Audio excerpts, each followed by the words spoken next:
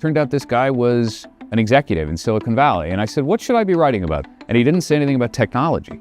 He started talking about some of his colleagues who were, as he put it, preparing for the end of the world. They spend so much time building the systems and then reading what it is that people are saying to each other online that they came to be convinced that society was not nearly as sturdy as we might think it is, that they're willing to spend their money not to prevent the worst consequences, but to help themselves and their families escape. That's right. Billionaires would rather hide themselves and their families in a doomsday they're convinced is coming than use their wealth to prevent that doomsday event because they'll be worth a little bit less on paper if they do.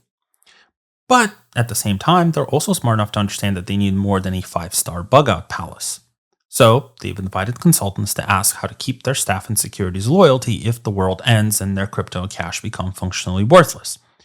Shock collars, keeping food under a lock to which only they know the combination, so sort of obedience implant. They got pretty creative. And then their consultant said, hey, why not just pay like 2% more in taxes and donate to some big causes to prevent all of those doomsday scenarios from happening? Wouldn't cramp your style. If anything, think of it as an investment in preserving your wealth over the long term. Their response? Okay, yeah, so about those obedience collars.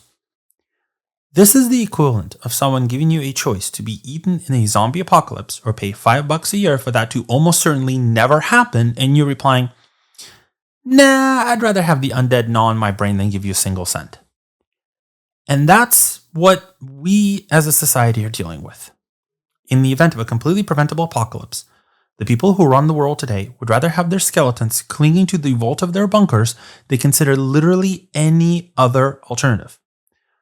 Now, I've made a long-form scientific explanation of how extreme wealth and hoarding rewires the mind, so check that out if you want details, studies, and references, but the overall point is simply this. When the acquisition of material wealth is more important than your own life, you're dealing with a full-blown pathology. And the problem is that when they see their money as more important than their own lives, they also, by extension, don't care about ours either. Do with that information what you will.